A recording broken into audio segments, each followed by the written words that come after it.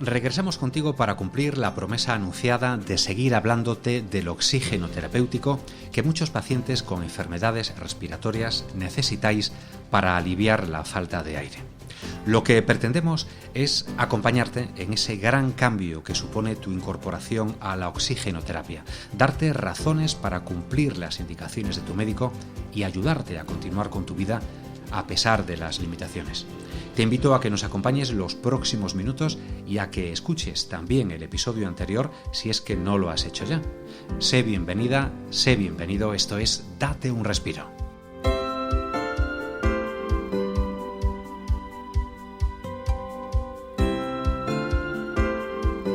Aquí comienza Date un Respiro, el podcast de salud respiratoria de FENAER.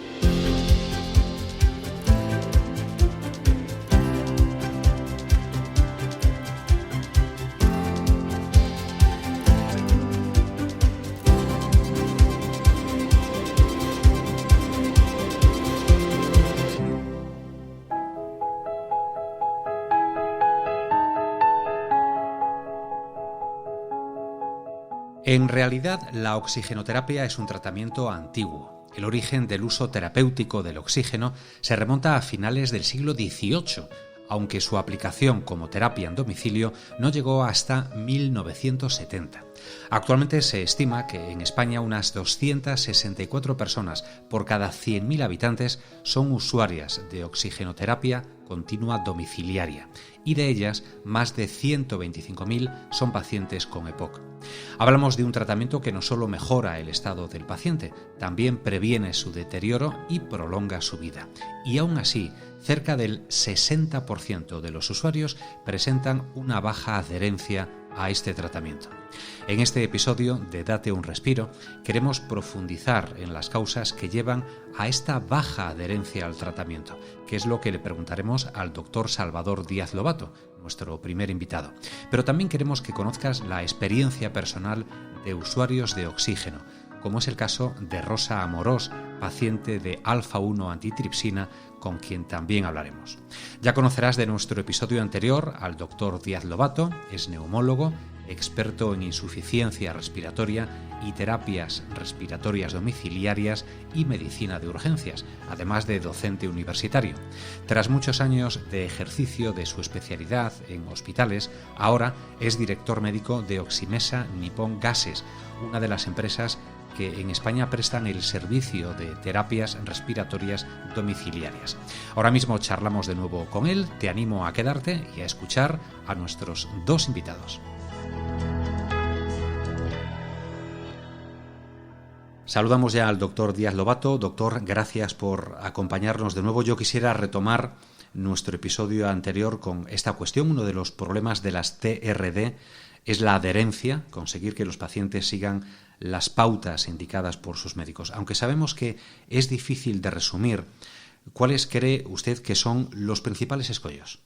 Bueno, el problema de la adherencia es bien conocido en medicina, ¿no? Cada vez hablamos de la adherencia de cualquier tratamiento, ¿no? Se sabe que la abuela que se tiene que tomar la pastilla de la tensión cada 3 días se le olvida y tal. En el tema de la oxigenoterapia ocurre lo mismo. No es que se te olvide que te tienes que poner el oxígeno, pero sobre todo hay una falta de adherencia por no usarlo cuando lo tienes que usar, ¿no? El número de horas al día que lo tienes que tener.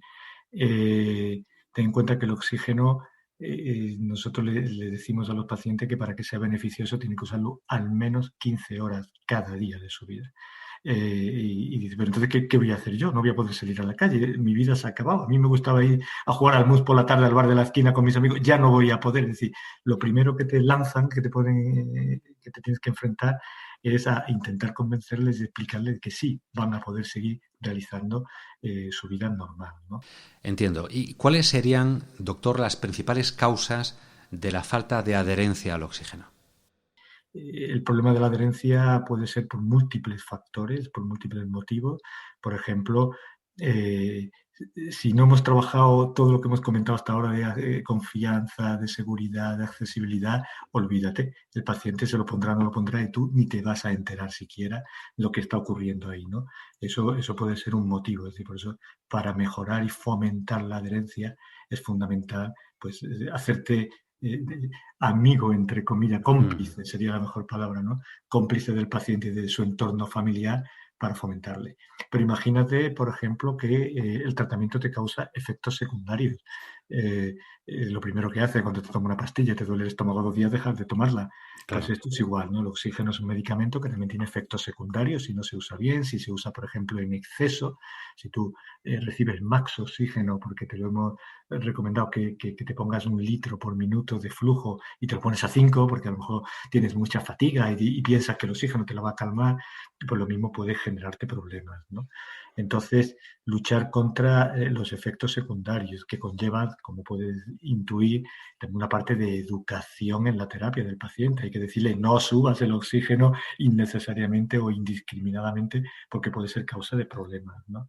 Hay problemas relacionados con el grado de afectación por la enfermedad que tiene el paciente. Es decir, yo no tengo prácticamente síntomas, es más fácil que no cumpla el tratamiento bien, ¿no? Volvemos al ejemplo de la tensión. Yo me encuentro bien, pues no me la tomo, no me tomo la pastilla. Ahora, cuando te duele la cabeza sí que te tomas el paracetamol, no se te olvida, ¿no? Entonces, en pacientes con pocos síntomas o sin síntomas, pues ahí el componente de adherencia pues flaquea también, ¿no? Y luego siempre nos quedará la persona, la personalidad del paciente, sus creencias, sus prejuicios, sus mitos, ¿no? Como nos dice, podríamos escribir un libro de chascarrillos que te cuentan los pacientes, güey, yo no me lo pongo porque es que me acostumbro. Hombre, no te vas a acostumbrar, lo necesitas. Si tienes el oxígeno en sangre por debajo de los niveles, cuando usas el oxígeno te ponemos por encima de ese nivel. No es que te acostumbre, es que vives como Dios, vives como tienes que vivir. Y entonces, claro, el día que no te lo pone, empeora. No puedes pensar, es que porque estoy acostumbrado al oxígeno. Lo que tienes que pensar es, lo necesito para vivir bien y estar en las mejores condiciones físicas posibles, ¿no? Problemas de negación, y, pues esto todavía no es el momento, yo no lo necesito, esto para mí no es. Sí, la adherencia es un problema complejo, multifactorial, son muchas las situaciones que hacen que un paciente pueda bajar la guardia y perder la adherencia. Y entonces la experiencia que tenemos al otro lado de la mesa, la experiencia de los clínicos, la experiencia de las empresas de terapia, pues lo que saben es analizar todos estos factores y actuar por adelantado, irnos adelantando a todos y cada uno de estas situaciones, verlas venir y poner los mecanismos para remediarlas. Y siempre al final el mecanismo va a ser igual. Explicar, formar, informar, educar al paciente, porque mientras más cualificado esté en el conocimiento de lo que le pasa y de lo que tiene que hacer, pues actuará con más coherencia y será mucho más racional el enfoque, el planteamiento de la terapia. Hablando de pacientes que debutan con el oxígeno, nuestra intuición nos dice que a las mujeres les resulta habitualmente más difícil asumirlo. ¿Es esto cierto? ¿Existen diferencias en función del sexo? Bueno, es cierto que la mujer con enfermedad respiratoria tiene un perfil diferente al varón con enfermedad respiratoria. Por ejemplo, si hablamos de la EPOC, la enfermedad pulmonar obstructiva crónica, una enfermedad relacionada con el tabaco, afecta tanto a hombres como a mujeres. Siempre ha sido clásicamente una enfermedad de hombres, en la época en la que los hombres eran los que fumaban, fundamentalmente. La incorporación de la mujer al tabaco, pues evidentemente la ha incorporado también al mundo del EPOC, pero con características diferentes. La cantidad de tabaco que tiene que fumar la mujer es mucho menor para tener el mismo grado de afectación pulmonar y por lo tanto lo que vemos son mujeres mucho más jóvenes. En la consulta, equivalentes en cuanto a afectación o ya con oxígeno tal, a lo que hubiéramos esperado en un hombre con 70 años, ahora lo tenemos con 45. Uh-huh. La mujer tiene un perfil en la sociedad también totalmente diferente. La mujer es cuidadora por naturaleza, está cuidando a los hijos, luego cuida del marido, sigue cuidando a los padres, o a veces a varios o a todos a la vez, ¿no? Y el perfil de cuidadora y que tiene asumido la mujer en este rol social le hace también ser mucho peor cumplidora de los tratamientos. ¿Cuántas veces nos dicen, bueno, ha estado mi padre ingresado en el hospital y yo he estado 15 días a pie de cama acompañándole por no dejarle solo, porque es mi padre, porque está viudo, porque no lo voy a dejar solo, tal, porque soy su hija, porque mis dos hermanos se desentienden de la película, y durante esos 15 días no se ha tomado su tratamiento de su hipertensión, de su diabetes o de lo que sea, ¿no? Y muchas veces te tienen que atender a esta mujer en el servicio de urgencia del hospital por alguna descompensación de alguno de sus problemas, precisamente por abandono terapéutico. Es decir, claramente no es igual el mimo con el que tenemos que atender a la mujer con enfermedad respiratoria crónica, valga la redundancia, sería mayor que al varón con el mismo nivel de problema. A pesar de que nos consta que hay miles de usuarios de oxígeno y que actualmente existen equipos portátiles muy ligeros y de elevada autonomía, la realidad es que en España no es habitual verlos paseando por la calle, ¿no? O cruzárnoslos en el supermercado. Quería saber si el uso del oxígeno aísla a los pacientes y qué mensaje en ese caso podríamos mandarles a estos usuarios que debutan para animarlos a mantener su ritmo de vida a pesar del oxígeno.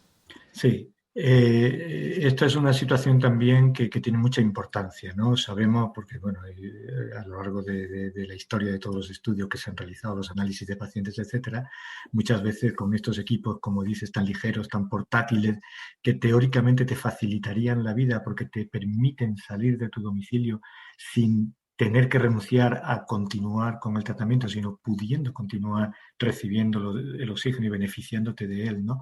Y sin embargo te encuentras a estos pacientes, incluso vienen al hospital o a la consulta y vienen sin el equipo portátil que tienen. Tú dices, ¿pero para qué te lo he puesto? Si te lo he puesto para darte calidad de vida, para darte una mejor... no.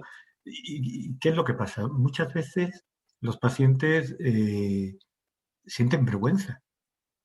Sienten vergüenza de que les vean con equipos por la calle. Se avergüenzan de que alguien piense de que está enfermo, de que no sé, son situaciones que tú dices, pero vamos a ver, aquí nadie va a pensar si tú lo necesitas o no lo necesitas. No es como lo de delante yo caliento y ríase a la gente, ¿no? Utilizamos con los pacientes este tipo de situaciones. Entonces, al final volvemos a lo mismo, ¿no? Si tú tienes mecanismos de negación de la enfermedad, si asumes de que nadie tiene por qué enterarse de que tú padeces del pulmón o tal, si pones estos mitos encima de la mesa de que me voy a acostumbrar si lo uso más horas de la cuenta, no sé qué, tal que cual, al final volvemos a lo mismo, volvemos a una necesidad acuciante de formación y de educación sanitaria por parte del paciente. Es decir, la inversión en tiempo que se requiere para que el paciente con oxígeno sea un buen cumplidor de la terapia y por lo tanto ese esfuerzo que se hace con él, dándole aparatos y dándole tecnología y dándole recursos, para que esto al final logre su beneficio e impacte en más años de vida y de mejor calidad de vida, todos estos esfuerzos invertidos son pocos, si los pones en la balanza, ¿no? Nunca te quedas lo suficientemente contento de haber invertido. Yo me acuerdo un paciente que era relativamente, físicamente tenía 40 y pocos años y bueno, hacía mucha gimnasia, levantaba pesas, tal, tenía muy buen ver. Y entonces, pues había una vecina en el bloque que venía con las dos bolsas siempre y tal, y él, cuando la veía venir, se escondía en el hueco del ascensor, porque claro, un tío no quería aparentar la sensación de enfermedad de encima con el oxígeno, imagínate, y para que la otra le dijera, ay, fulanito, ayúdame a subir la bolsa con lo majo que tú eres y mira qué fuerte estás, ¿no? Es decir, que el paciente respiratorio huye de la imagen del paciente, de ser un paciente respiratorio, ¿no? Por naturaleza. Es como ahora en la pandemia COVID, nos reímos mucho con los alérgicos a la primavera, porque tienen síntomas, pues un poquito de tos, un poquito de rinitis, pero claro, ahora toses en un transporte público y nadie piensa en la arizónica del vecino, claro. Piensan que tienes el COVID, ¿no? Es un estigma social. Claro. Y el enfermo respiratorio crónico clásicamente ha estado estigmatizado por la sociedad y lo que es peor, por él mismo. Aunque se le han ido abriendo puertas y quitando barreras de en medio, el propio paciente se ha autoestigmatizado, se ha autoconvencido de que es una lacra para la familia y tenemos que pelearnos. Ahora, dentro de poco, cuando empieza a llegar el verano y las vacaciones y nos vamos a un hotel, nos vamos a un apartamento, nos vamos a no sé dónde. No, yo este año tampoco voy. Acuérdate, hace 4 años cuando fui me tiré 10 días ingresado al hospital, o sea, amargué las vacaciones a todos. Ujú. Este tipo de razonamiento lleva a que el paciente se autoinculpa de la enfermedad y es un obstáculo. Y entonces eso que dice, no se ven por la calle, en el mercado, no, es un esfuerzo enorme que estamos realizando desde la neumología en general, de todos los profesionales que abordamos este tema, en concienciar tanto al paciente, a la familia y a la sociedad en general de que no hay ningún problema en ir con equipos de oxígeno por la calle, de que ahora mismo puedes ir a cualquier sitio, al cine, al teatro, a cualquier espectáculo, a los restaurantes, a hacer viajes, donde quiera, porque la tecnología te lo permite. Y la principal obstáculo, la principal barrera o dificultad que tienes que vencer la tienes tú mismo, el enfermo respiratorio, en el interior de su cabeza, ¿no? Y trabajar a nivel mental toda esta faceta es lo más importante. Equipos y tecnología hay suficiente para hacer el viaje de Marco Polo 5 veces si nos lo proponemos, ¿no? Pero se requiere toda esta formación. Doctor, muchas gracias. Ha sido un placer, como siempre. Un placer, como siempre, y nada, un fuerte abrazo para todos y animo a todos los pacientes que escuchen esto a vencer estas barreras y a decir, aquí estoy yo, plantarse en la calle y hacer una vida social como se merece. Hasta pronto. Muchas gracias. Estás escuchando Date un Respiro, el podcast de salud respiratoria de FENAER. Muy clarificadora la conversación con el doctor Díaz Lobato, pero ya sabes que en Date un Respiro buscamos también tu voz, la del paciente respiratorio, que a nuestro entender es la que mejor puede orientar a otras personas en la misma situación y todavía más en este tema particular que hoy nos ocupa. Por eso queremos hablar con Rosa Amorós, paciente de alfa-1 antitripsina y usuaria de oxígeno. Rosa, bienvenida a Date un Respiro. ¿Qué tal estás? Vale, bien, de momento bien. Rosa, ¿cuánto tiempo llevas de usuaria de oxígeno? Pues unos 15 años más o menos. No lo sé, exactamente no me acuerdo. Bueno, pero mira, más de 13 seguro. Yo diría entre 15 y 16. ¿Y qué sentiste en el momento en que te dijeron que tenías que tratarte con oxigenoterapia? Mira, primero, que yo no quiero estar en Málaga. Segunda, trabajaba en el mismo hospital. Y entonces, pues, me hicieron unas pruebas de andar y entonces yo no lo llevaba al oxígeno. Solamente lo llevaba para casa para subir las escaleras. Pero no al hospital, no. Y cuando ya cogí la baja permanente del hospital, pues iba al hospital. Cuando llegaba al hospital, cerraba, me lo ponía al brazo y ya está. Me costó aceptarlo. ¿Ah, sí? ¿Por qué? ¿Por qué te costó aceptarlo, Rosa? Yo qué sé. No lo sé porque, a ver, yo era una persona que me ponía mala, ¿no? Y al día siguiente, a los 2 días, ya estaba bien. Ya se había pasado. Y esto que llevaba trabajando en el hospital casi 40 años, ¿eh? Pero, como dice el refrán, a casa de herrero, cuchara de palo. Nos dices que trabajabas en el hospital. ¿Cuál era tu función en concreto dentro de ese hospital, Rosa? Estaba en el hospital del Vallebrón y estaba en radiología. Y era administrativa. ¿Qué cosas puedes hacer ahora gracias al oxígeno suplementario que antes no podías? Las cosas que puedo hacer, digamos, yo puedo hacer casi de todo, con limitaciones. Yo no me puedo poner a correr, por ejemplo. Yo voy andando y, claro, te tienes que parar. En cosas de casa, pues, la mitad no las puedo hacer. A la cosa de vestirme, pues, muchas veces me tienen que ayudar o a veces, pues, muy poco a poco. Te tienes que coger a lo que tienes. Claro, estás mucho mejor ahora, ¿no? Ahora en todo lo que cabe, digamos, ahora estoy muy bien. Y yo te puedo decir, cuando yo me hacían el tratamiento, yo iba cada 3 semanas, no daban un duro por mí. Ujú.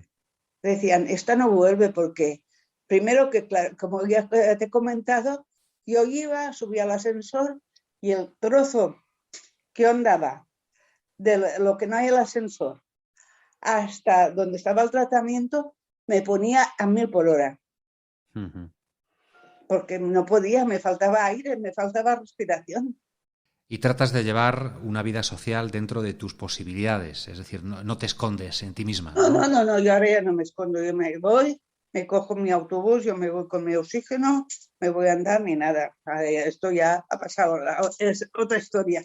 Rosa, ¿crees que entre quienes rechazan el uso de oxígeno o son reacios a utilizarlo el tiempo que se les indica por incomodidad, por pudor o quizá por miedo a que los miren de una forma diferente, hay más mujeres que hombres? No te lo puedo decir, no lo sé. Pero seguramente que sí, a la mujer le gusta menos que se le vean los defectos. ¿Qué les dirías a las personas que les comunican lo mismo que a ti te dijeron hace unos 15 o 16 años, según nos cuentas, que deben tratarse con oxigenoterapia? Yo les diría que funciona muy bien y que es un retraso. Porque luego tienes sus consecuencias, digamos. Yo no lo llevaba todo bien, he tenido muchas recaídas, cada 2 por 3 tenía que estar en el hospital porque tenía apneas, tenía disneas y claro, esto te lo va retrasando mucho más. Cuando dices que es un retraso, quieres decir que es un retraso en rechazar el oxígeno, ¿no? Claro, ¿No? porque para ti tienes los jadeos que, digamos, como no llegas, no puedes respirar, pues estás todo el santo día, todo el rato así, jadeando. Uh-huh. De la otra forma, pues no tanto, porque te entra el oxígeno. Claro. Y esto que yo lo tengo a demanda, que yo no lo tengo continuo. Rosa, muchísimas gracias por habernos contado tu experiencia aquí en Date un Respiro. A ti. Muchas gracias a vosotros. Ya lo sabéis. Cuando me hagáis falta, ya me podéis llamar las veces que queráis. Así lo haremos, Rosa. Hasta muy pronto, de verdad. Estás escuchando Date un Respiro, el podcast de salud respiratoria de FENAER.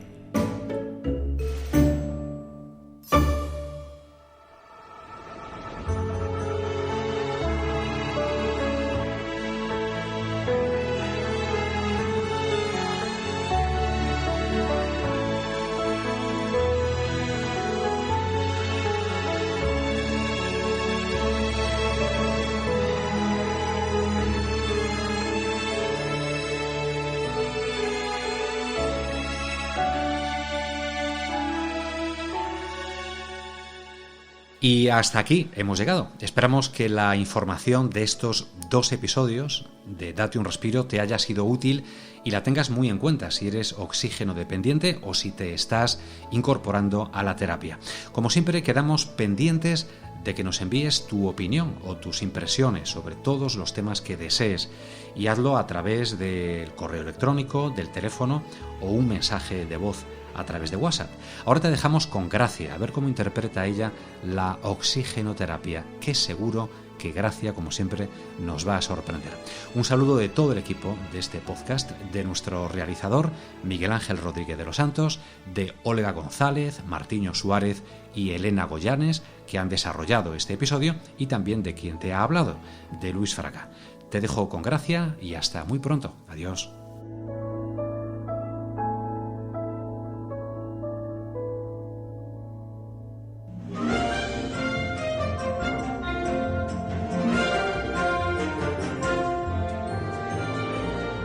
Que sí, mujer, que sí.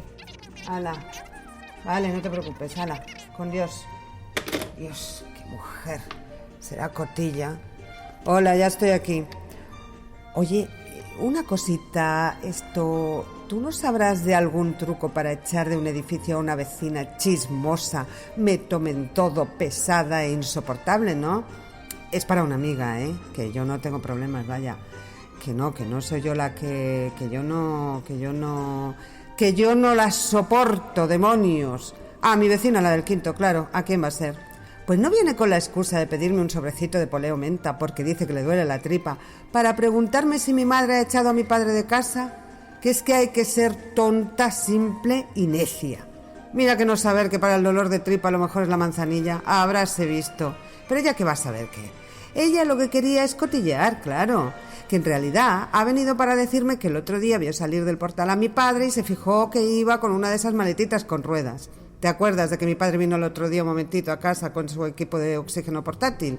Pues ese día, justo, tuvo el pobre la mala suerte de toparse con la del quinto. Y ella vio la mochila rodante y como no da más de sí la del quinto, digo, que la mochila es bastante cumplidita. Total, que ya se montó su película y dedujo que a mi padre lo habían echado de casa. Que no es por meterse en nuestra vida, me dice. No, ¿qué va? Es por ampliar su cultura general, ¿no te fastidia? Esta, si la dejas, monta un sálvame en la escalera, lo que yo te diga. Y yo, como ya estoy harta de darle explicaciones, que es como dárselas a un pulpo, pues le he dicho simplemente que en esa mochila mi padre solo llevaba aire. ¡Buah!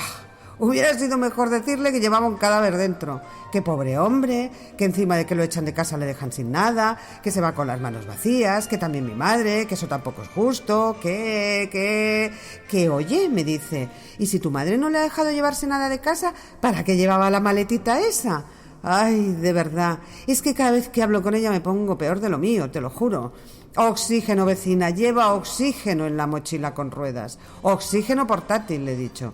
Porque a mi padre, con el que hay en el ambiente, pues no le llega y lleva el suyo propio. Mira, no te voy a entrar en detalles. Mejor te resumo su respuesta. Que hay que ver lo pijos que somos en mi familia, que vamos de nuevo ricos, que somos un quiero y no puedo, y que le parece el colmo de la tontería ir por ahí presumiendo de tener aire exclusivo para respirar en vez de compartir el de todos como hace la gente normal. Lo que hay que aguantar. Pero mira, yo, como soy pacífica, educada y muy buena vecina, la he despedido como se merece. He apartado su pie con una patadita y he cerrado la puerta. Y me juego lo que quieras a que ahora mismo está buscando en internet mochilas de oxígeno para ver si ella también puede presumir. Como si la conociera, vamos. ¡Hala! ¡Hasta otra!